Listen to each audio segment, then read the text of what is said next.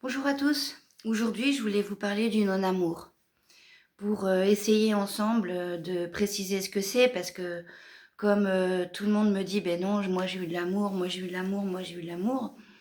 En fait, souvent on ne se rend pas compte de ce que c'est que le non-amour parce que de toute façon, nous sommes dans des temps, dans un monde, dans des temps où nous avons à redéfinir ce qu'est l'amour et comment vivre l'amour en fait, hein, pour vraiment respecter l'autre et ne plus être dans les jeux de pouvoir. Parce que les jeux de pouvoir ne sont pas, ne sont pas souffrants. Si, mais il y a des jeux de pouvoir qui sont fins, qui sont fluides, et les personnes ne se rendent pas compte qu'elles sont en souffrance, finalement. Les personnes ne se rendent pas compte qu'elles sont dans une vie de réponse, qu'elles ne sont pas elles-mêmes. Puis ben, il faut attendre qu'elles aient 50 ans ou plus pour se rendre compte ou s'autoriser à être soi. Le vrai amour, c'est quand on a des gens autour de nous qui nous autorisent vraiment à être nous et à être nous entièrement. On va commencer par la famille.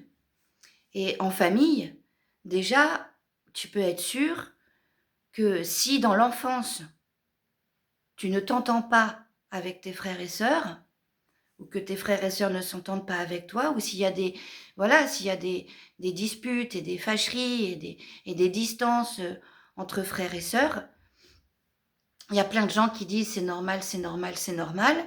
C'est sans doute normal parce que on apprend. Mais justement, si ça traîne et que ça continue, qu'on grandit en étant, on va dire, séparés de nos frères et sœurs ou en mauvais termes avec nos frères et sœurs, mauvais termes, ça ne veut pas dire forcément se fâcher tout le temps. Hein. C'est juste être incapable de vraiment s'aimer et de vraiment se respecter, en fait. En fait, on grandit à côté, on se fâche pas forcément. Non, ah bah puisque justement, hein, vu que les grands malheurs sont interdits pour dire à tout le monde qu'on est heureux, hein, pour vraiment se rassurer qu'on est heureux, alors du coup on a appris à pas se fâcher. Par contre, on, on ressent rien pour notre frère ou pour notre sœur. On n'a pas de vrais liens en fait. Nos vrais amis sont ailleurs. Que normalement, un frère, une sœur, ça devrait être un très bon ami. Et normalement, le frère et la sœur est la personne qui te connaît le mieux.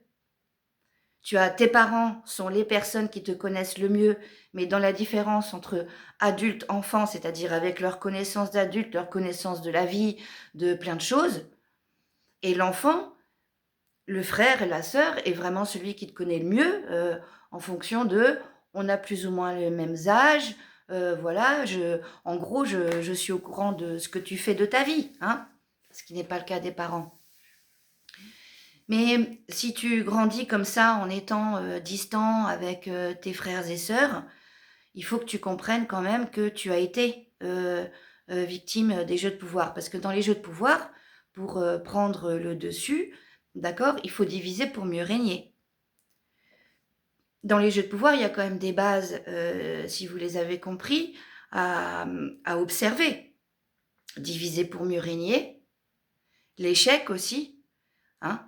Alors, même si on fait des douceurs et qu'on ne parle pas du mot échec, oh là, au secours, échec est un gros mot qu'il ne faut pas prononcer, mais entre guillemets, se louper, d'accord, ou avoir peur du monde extérieur, ou alors ne pas pouvoir pour X, alors là, des raisons, il y en a moult, pour X raisons, je ne sors pas, comme on dit, de ma zone de confort.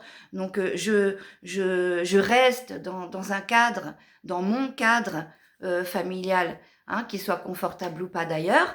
Mais en tout cas, j'y reste, car je suis incapable, je n'ai aucune capacité d'aller m'ouvrir dans le monde extérieur. Ça veut dire, ton enfant intérieur, comme on en parle souvent, ben, il est complètement bloqué. Lui, il est sous les draps, il est sous son lit, il est dans sa cabane qui s'est fait dans sa chambre.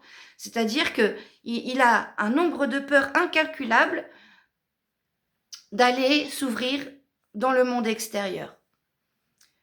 Donc du coup, c'est que tu as vécu des jeux de pouvoir, automatiquement. Tu vois, tu as beau, dire: «J'aime mes parents m'aiment, j'aime mes frères et sœurs».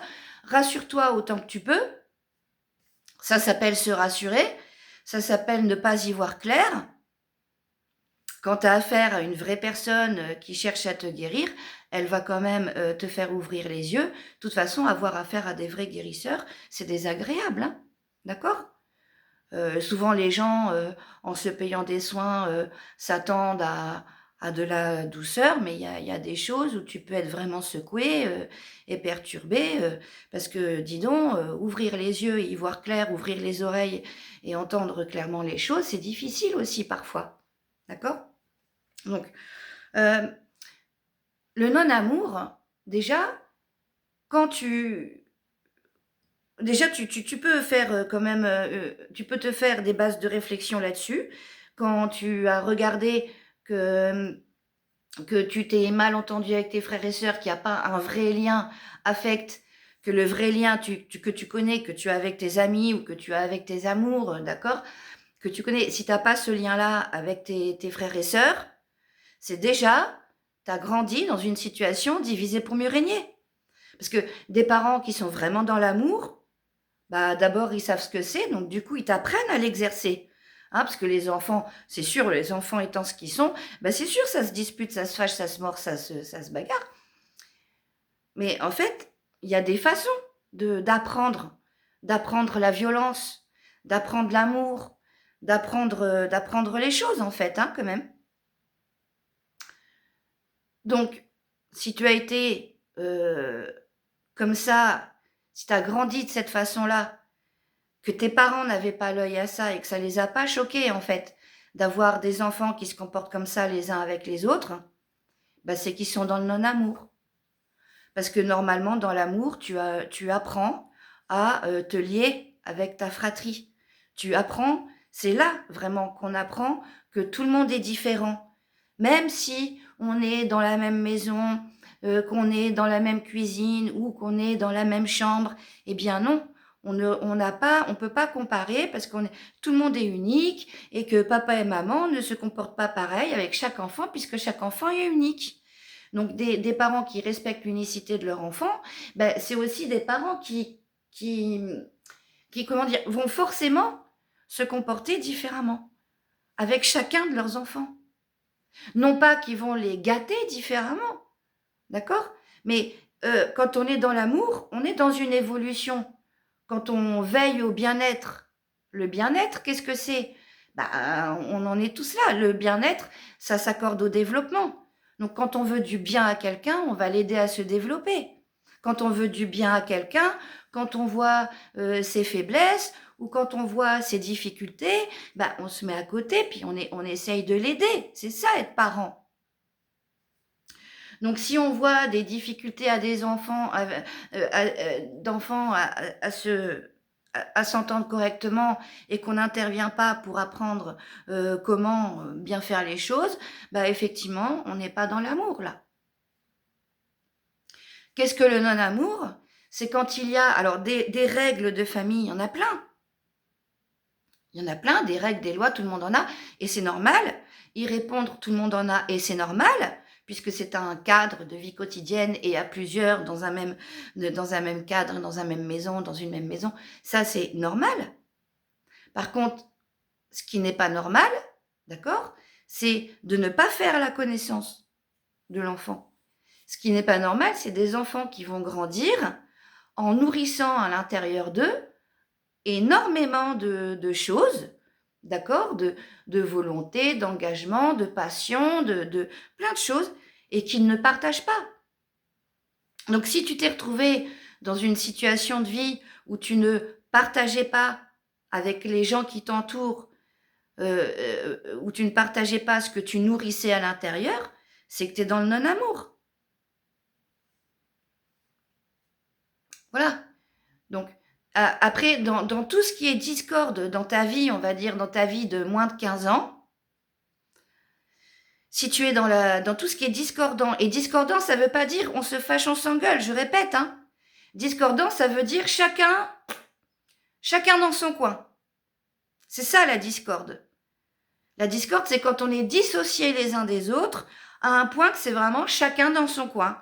Personne n'est investi émotionnellement. Personne n'est investi dans un lien d'affection qui se veut normal en fait. Hein, d'accord? Voilà, dans un lien d'engagement qui se veut normal. Je parle à ces âges-là. Dans le processus de développement humain, hein, bien sûr, y a un apprentissage qui se fait des émotions et de la gestion des émotions.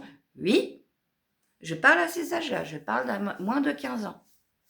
Moins de 15 ans, il est normal d'avoir des liens affectifs avec sa famille, en fait, hein, et avec toutes les personnes de sa famille. Quand tu es dans une situation, que ce soit tes frères et sœurs ou un de tes deux parents, d'accord, que tu détestes, ça veut dire que tu as les gens qui s'occupent de toi, t'ont laissé détester ou t'ont laissé ne pas t'engager ou t'ont laissé ne pas aimer un de tes frères et sœurs ou un de tes parents. Ils t'ont laissé faire ça. Et ça, c'est ce que j'appelle du poison, un cadeau empoisonné. C'est la pire chose que l'on puisse faire à un être humain.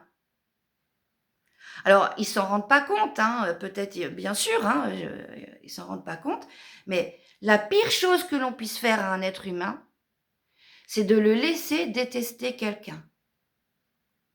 Quand on déteste une personne, ou quand, même si on n'a pas la sensation de la détester, hein, deux frères ou deux sœurs, par exemple, qui se checkent même pas, bon, ils n'ont pas la sensation de se détester. Donc ils vont dire non, non, non, on se déteste pas.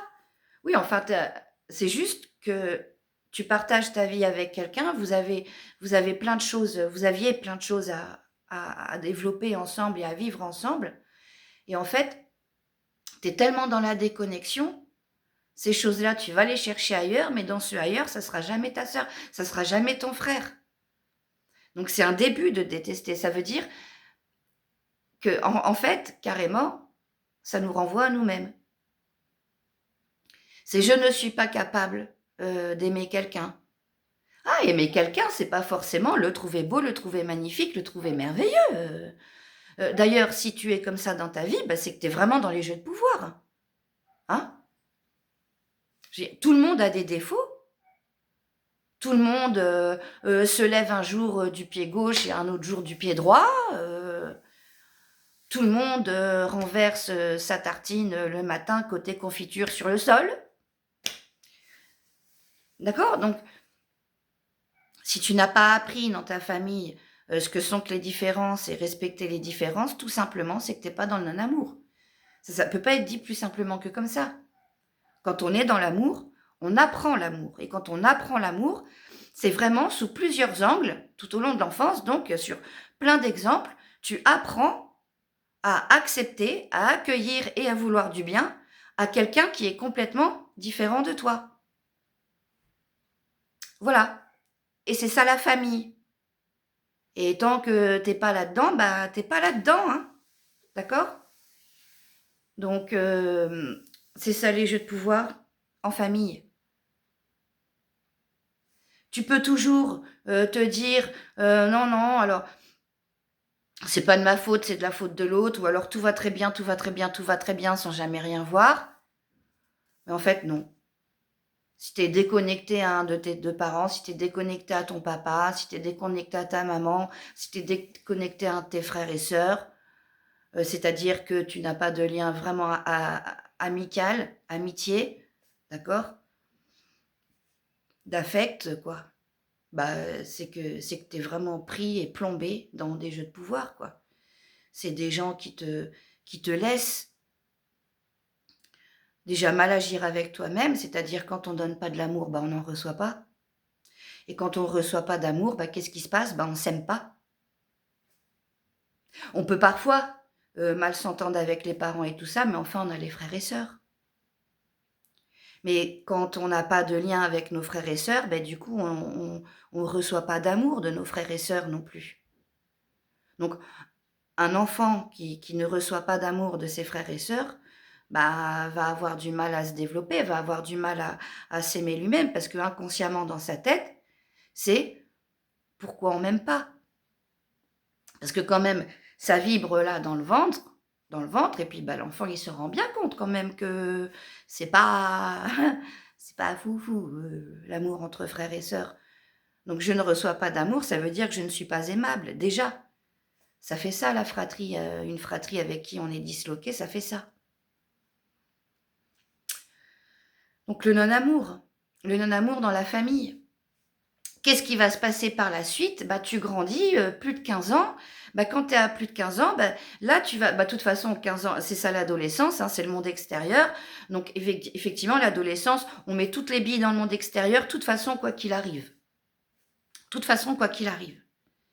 Mais tu as l'adolescent qui, inconsciemment, le monde extérieur va remplacer. C'est-à-dire, dans le monde extérieur, je vais y trouver mes frères et sœurs, alors que j'en ai à la maison. Dans le monde extérieur, je vais même trouver des parents. L'adolescent de 15 ans qui fréquente déjà des jeunes de 25 ans, 10 ans de plus, eh ben c'est déjà quelqu'un qui va chercher voilà, des vieux, des vieilleux, et parce qu'il y a un manque de parentalité.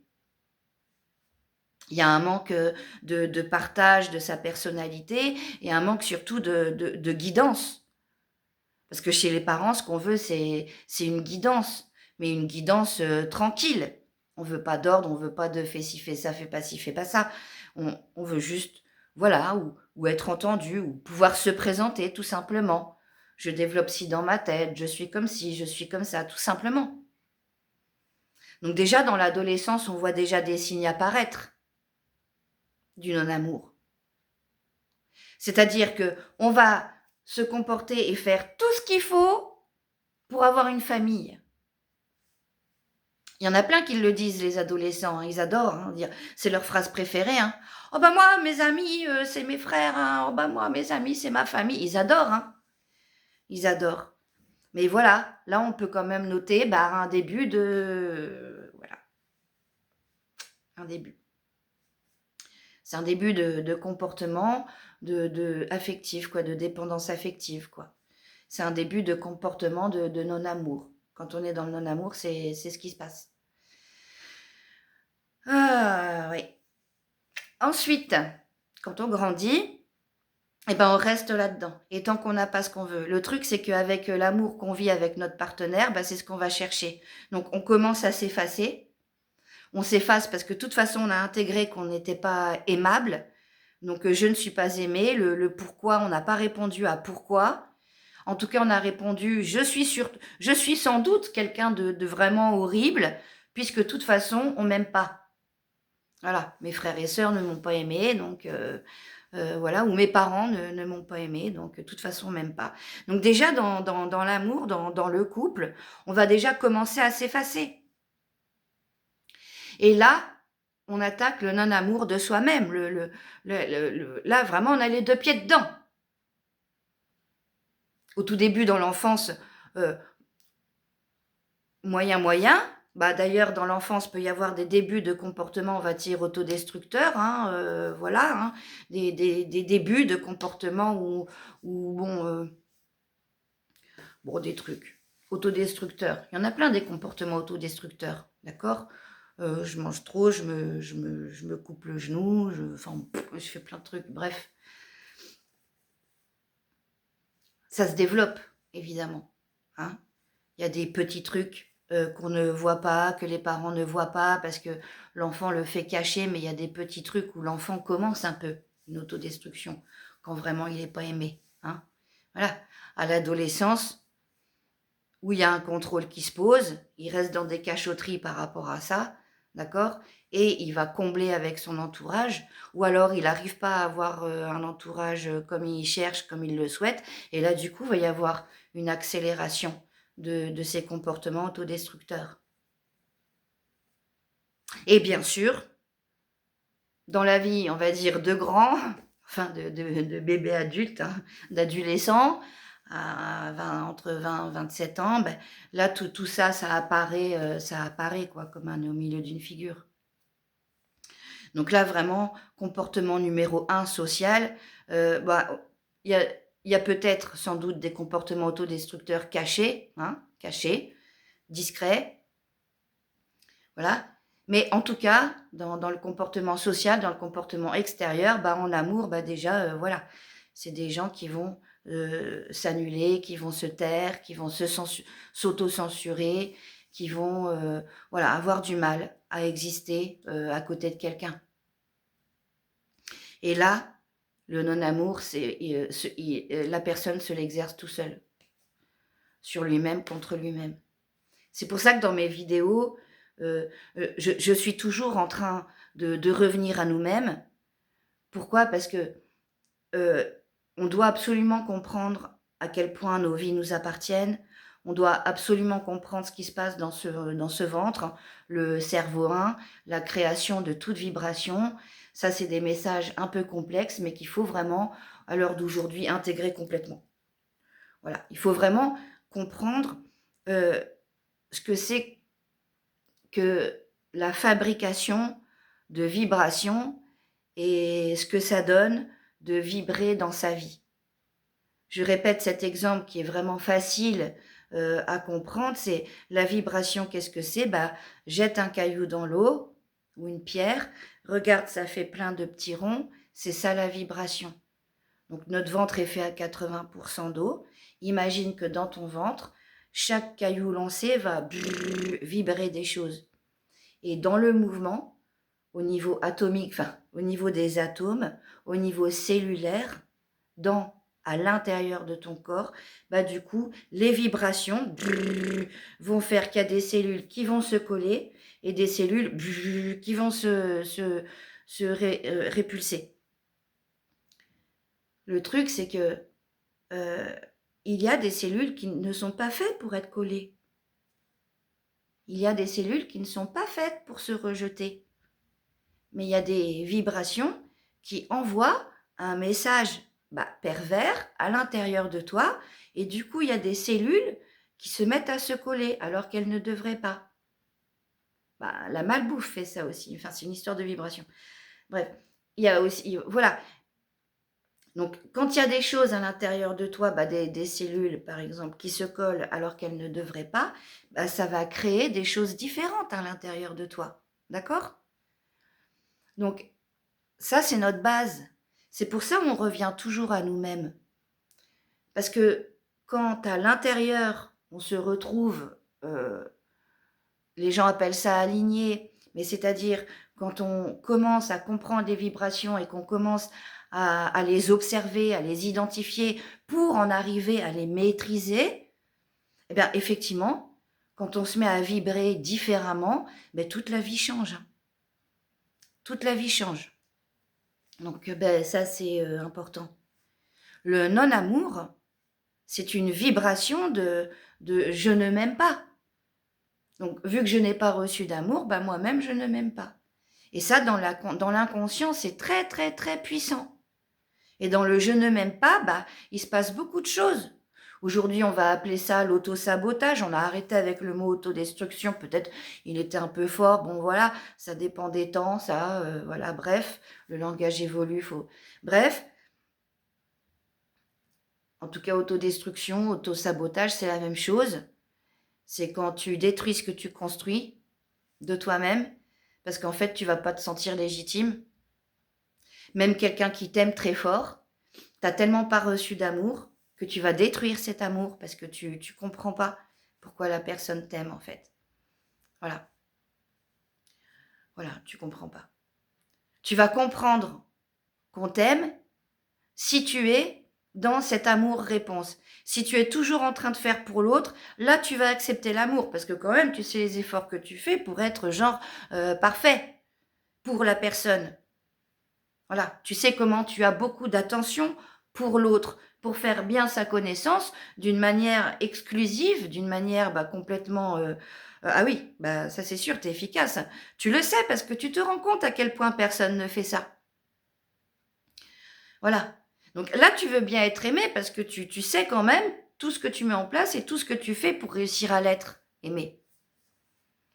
Voilà, le non-amour. Après, le truc, c'est que c'est sûr que dans la vie d'adulte, tant que tu n'auras pas réglé cette histoire de non-amour, ça va rien donner. Tu peux accéder à des choses parce que tu es toi, parce que tu n'es pas une mauvaise personne, ou parce que tu as de l'énergie à la tâche. Donc, comme tu travailles et que tu fais les choses, que tu sais te pousser, bref, tu vas obtenir. Mais en fait, tu n'obtiens jamais vraiment rien, jamais vraiment, et tu ne gardes jamais vraiment. Et peut-être il te faut des étapes et des étapes et des étapes de perte pour comprendre que le départ, c'est de s'aimer soi-même. Et en fait, on peut s'aimer sans l'amour des autres. Donc tout l'apprentissage est là.